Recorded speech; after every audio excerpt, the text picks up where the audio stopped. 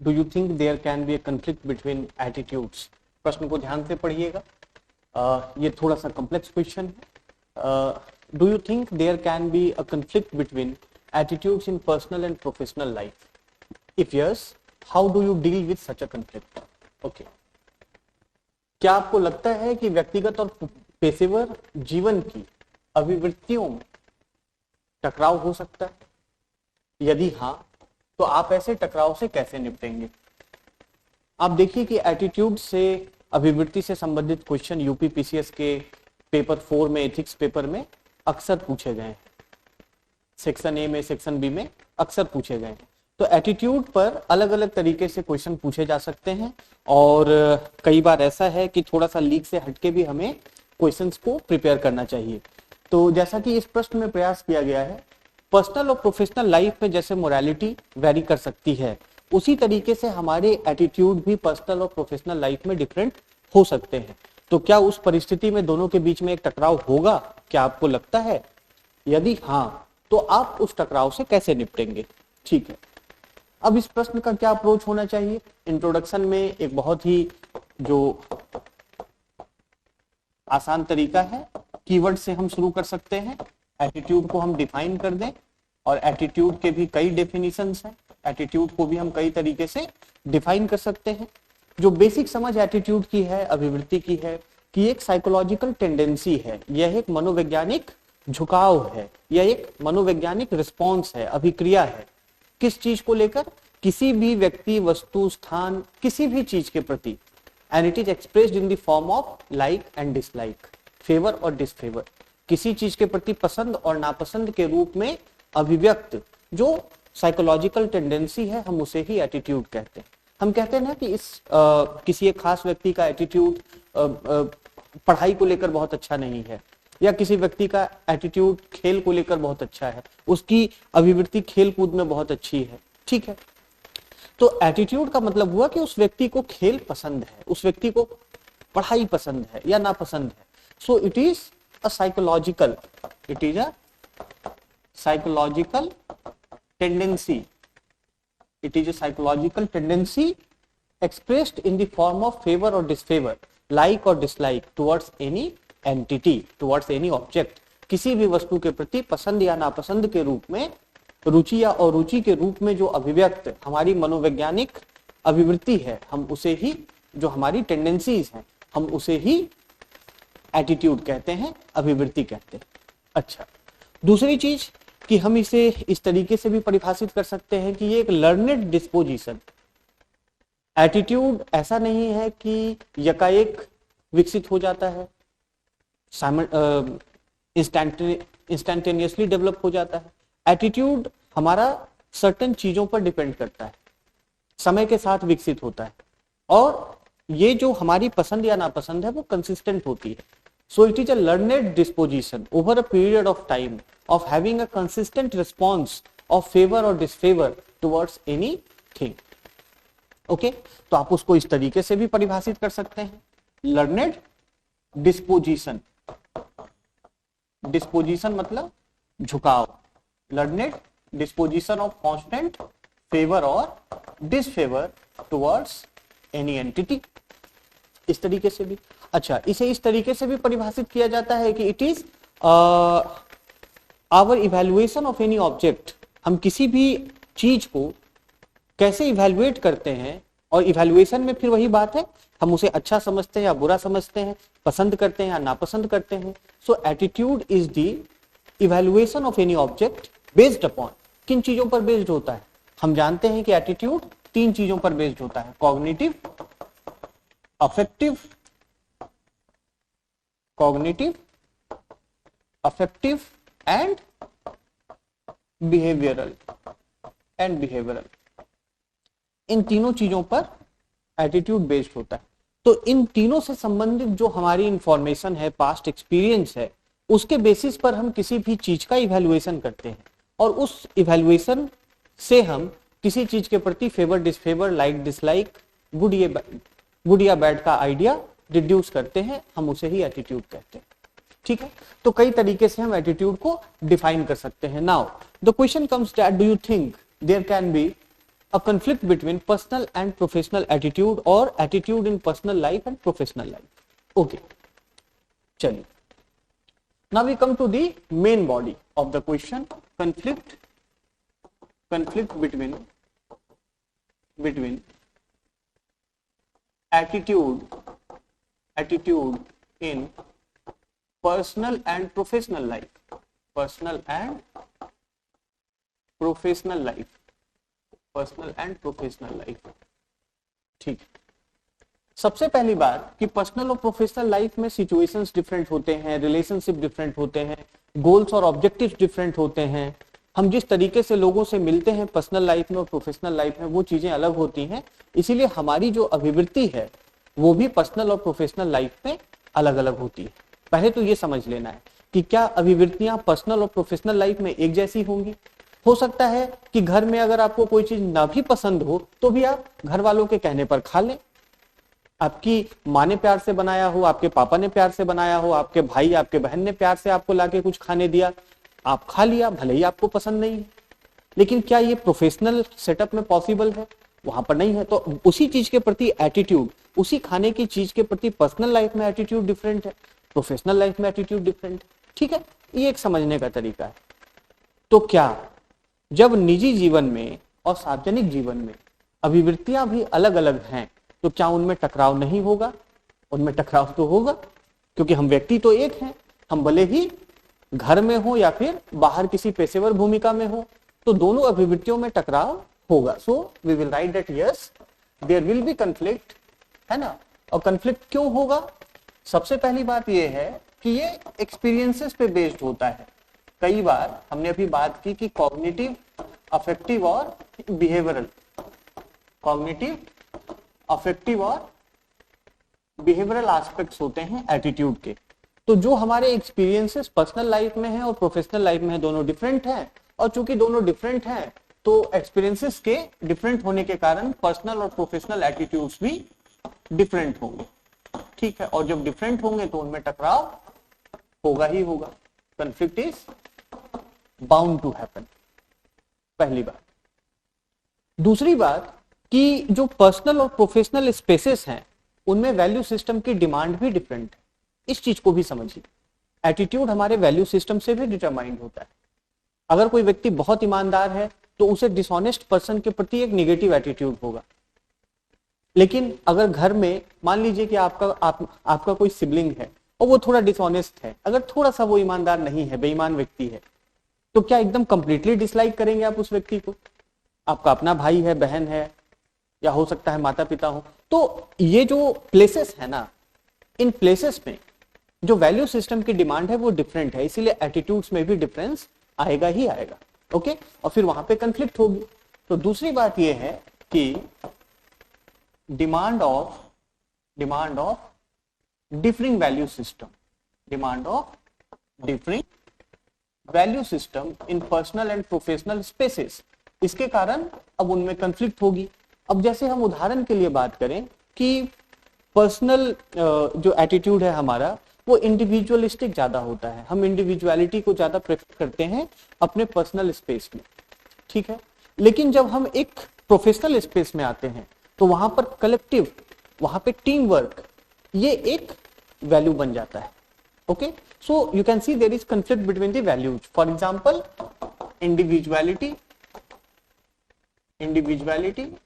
compared to the value of collectiveness or team spirit or teamwork in a professional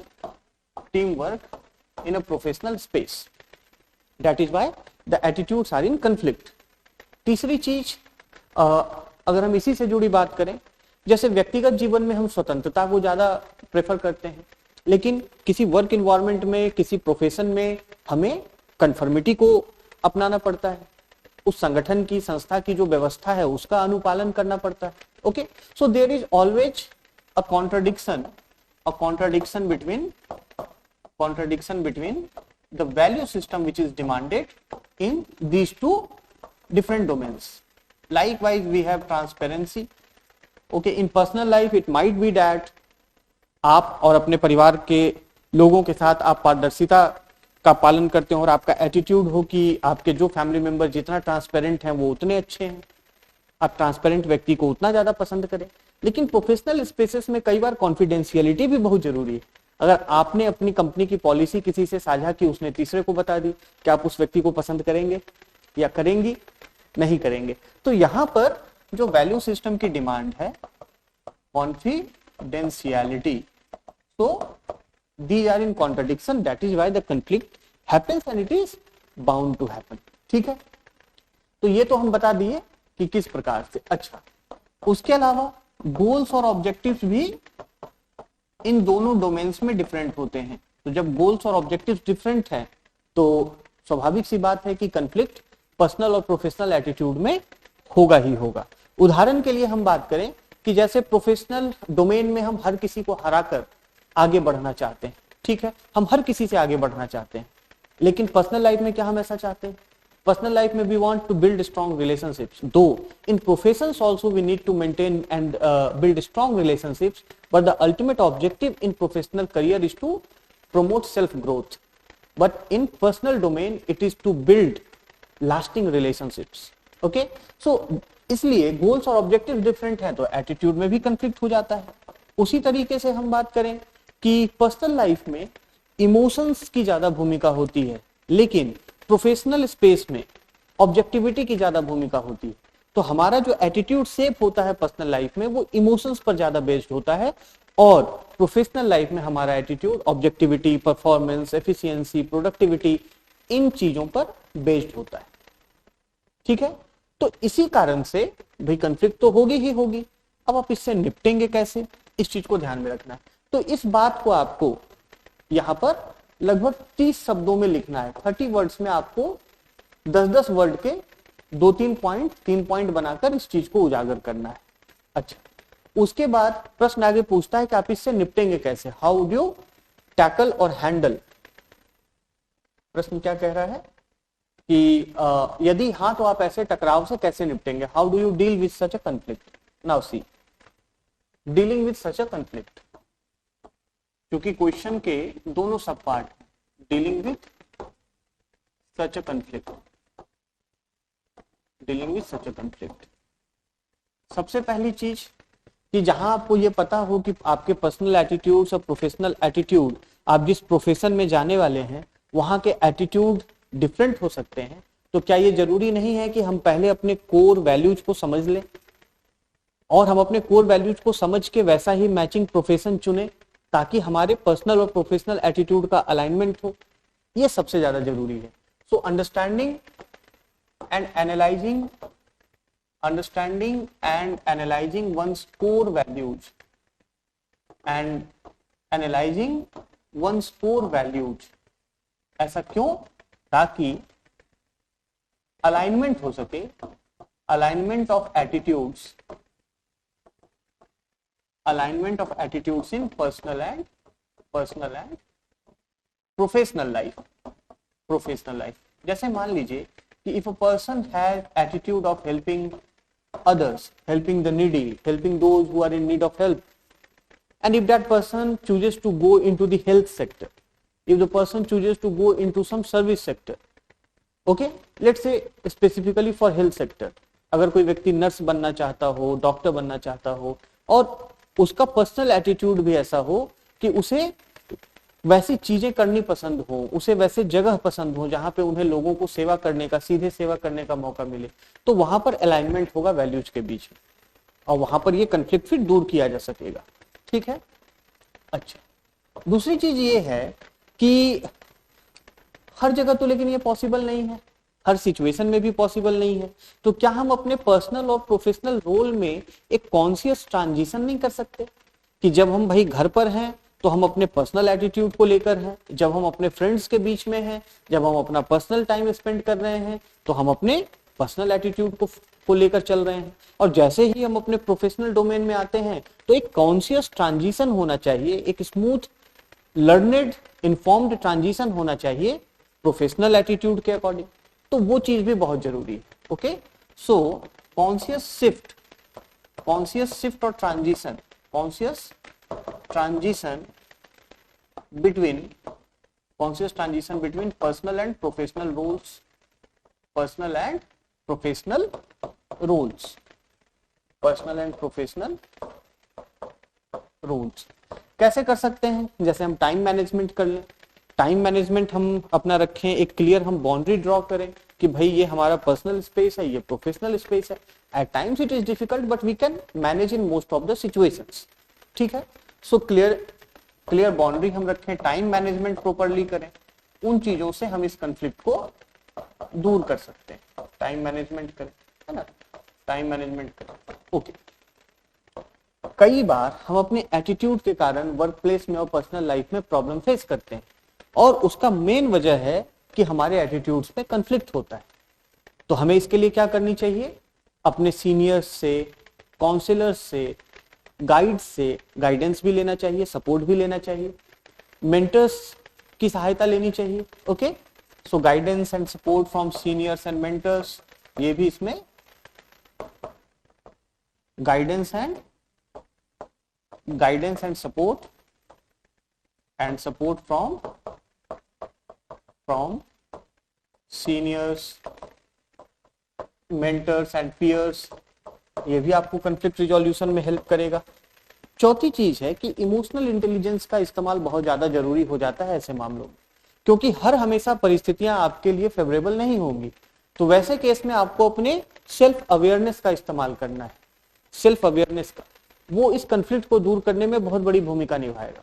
हम जानते हैं कि self awareness emotional intelligence का एक बड़ा क्रूशियल पार्ट है, वो मोरालिटी का भी एक बहुत क्रूशियल पार्ट है, क्योंकि कंसाइंस तभी एक्ट करता है जब आप सेल्फ अवेयर होते हो, अदरवाइज कंसाइंस एक्ट नहीं करेगा। कैसे करेगा? जब आप सेल्फ अवेयर ही नहीं हो तो।